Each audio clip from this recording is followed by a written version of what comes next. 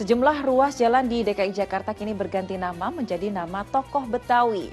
Pergantian nama jalan tersebut merupakan inisiasi Pemprov DKI Jakarta yang bertujuan untuk mengenang jasa para tokoh Betawi dengan diabadikan lewat nama jalan. Inilah salah satu ruas jalan di Kebayoran Lama, Jakarta Barat yang telah berganti nama menjadi Jalan Bang Pitung. Penggunaan nama Bang Pitung tentu saja menjadi kebanggaan tersendiri bagi warga Jakarta karena ia merupakan sosok legendaris di kalangan masyarakat Betawi. Sebelumnya, Gubernur DKI Jakarta Anies Baswedan telah meresmikan perubahan 22 nama jalan di ibu kota.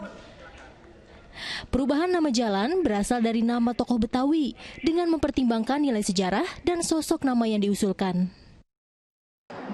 Kami ingin agar mereka dikenang untuk menjadi hikmah bagi kita. Kita berharap generasi sekarang pada saat melihat nama sebuah jalan, maka mereka terinspirasi, mereka belajar tentang sejarah hidupnya. Diharapkan perubahan nama jalan dengan nama tokoh ini dapat menambah kesadaran generasi muda untuk mengenang jasa para tokoh Betawi yang turut serta memajukan kota Jakarta. Tim Liputan melaporkan. Masya Allah, Alhamdulillah, semoga penamaan jalan dengan tokoh Betawi ini bisa menambah jiwa nasionalisme kita semua. Amin ya Rabbal Alamin. Nah, Pak Ustaz, bagaimana Islam mengajarkan kita untuk mengenang jasa para pahlawan? Apakah ada batas tertentu sehingga kita akhirnya tidak mengkultuskan satu tokoh tertentu? Ya Mbak Wanda, orang-orang yang sudah mendahului kita dengan kebaikan, dengan prestasi, dengan berbagai macam ya hal-hal yang luhur, itu layak untuk kita abadikan, kita kenang. Karena itu akan menjadi jariyah, menjadi amal yang pahalanya tidak diputus oleh Allah Subhanahu wa taala. Dan ini doanya Nabi Ibrahim di surat Asy-Syu'ara ayat 84, waj'alli lisana sidqin fil akhirin, ya Allah, jadikan aku ini buah tutur yang baik untuk orang-orang setelahku. Subhanallah, kita layak memberikan apresiasi manakala kita memang ingin mengenang jasa pahlawan, tokoh, orang-orang yang telah banyak berjasa kepada bangsa ini dengan berbagai jasa. Ada jasa di bidang pendidikan, ekonomi, di bidang ilmu, di bidang budaya, di berbagai bidang yang notabene akan menjadi inspirasi untuk masyarakat setelahnya, untuk generasi muda bahwa dahulu ini mereka punya keunggulan, punya prestasi, punya berbagai hal yang layak untuk diteladani. Tentu persyaratan yang tadi disampaikan bahwa tidak boleh mengkultuskan, karena ini dikaitkan dengan dahulu di masa Nabi Nuh alaihissalam. Ada 5 orang-orang soleh di masa Nabi Nuh. Kemudian diabadikan oleh mereka, diingat namanya, dikenang dengan berbagai cara. Namun karena tidak diberitahu kepada generasi berikutnya, malah mereka mengkultuskan, menjadikan sesuatu yang di luar batas dari kewajaran. Tentu ini akan mengurangi nilai dari nilai akidah kita kepada Allah Subhanahu wa taala.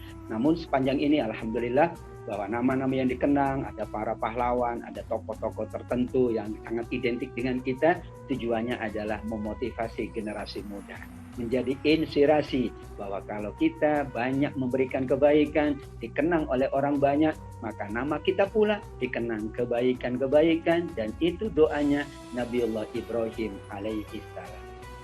Ya, Pak Ustaz, ini sejatinya tidak hanya pahlawan, kita pun dituntut untuk berbuat baik agar orang-orang di sekitar bisa merasakan manfaat hadirnya kita dan juga bisa dikenang sepanjang masa. Nah, ini bagaimana menurut Pak Ustaz tentang petuah tadi? Saya setuju Mbak Wanda, itu hadis Nabi. Jadi dalam sebuah riwayat ada orang yang membawa jenazah. Maka kemudian orang-orang menyebut kebaikan-kebaikannya. Wah, ini jenazahnya baik, orangnya dahulu baik, dengan tetangga, banyak memberikan manfaat. Orang-orang baik. Maka Nabi mengatakan wajabat. Kemudian ada jenazah berikutnya yang datang. Orang menyebut maaf keburukan-keburukannya. Nabi mengatakan wajabat. Maka sahabat penasaran, maksudmu apa wahai Nabi, kok wajabat? Wajiblah. Ternyata yang pertama, Nabi mengatakan, antum syuhada Allah fil ardi, kalian nanti akan menjadi saksi seseorang. Yang pertama, dengan kalian mengatakan kebaikan, mengabadikan kebaikannya, maka mereka layak mendapatkan surga. Tapi kalau yang diabadikan keburukan-keburukannya, Khawatir itu menjadi pemicu kepada neraka. Disitulah bagaimana Nabi membimbing kita semuanya. Kita mengingat jasa apapun, bahkan jasa sekecil apapun. Guru-guru kita yang mengajarkan kita ngaji, ya para ustadz-ustadzah, para kiai, para ulama yang mengajarkan, itu layak untuk dikenang karena akan menjadi pahala jariah.